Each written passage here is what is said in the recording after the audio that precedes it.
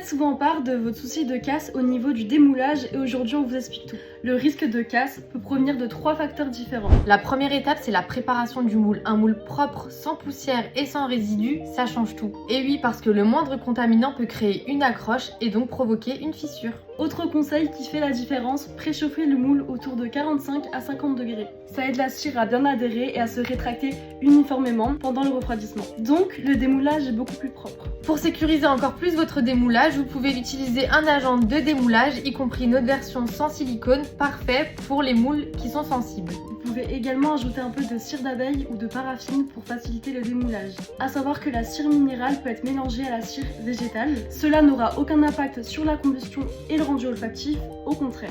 Attention toutefois, pas de stéarine dans des moules en latex ou en silicone, ça peut les abîmer.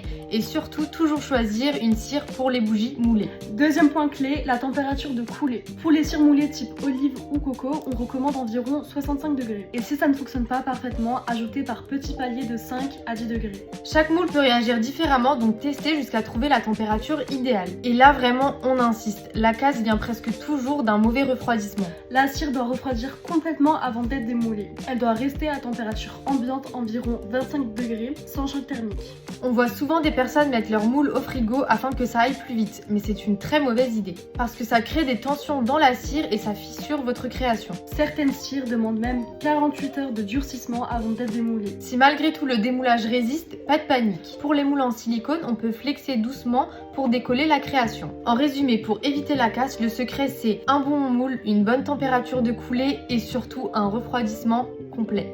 Et vraiment, laissez le temps faire son travail, une bougie trop chaude ou pas assez durcie va forcément casser. On espère que cette vidéo vous aura aidé et si vous avez besoin d'autres conseils, dites-le nous en commentaire.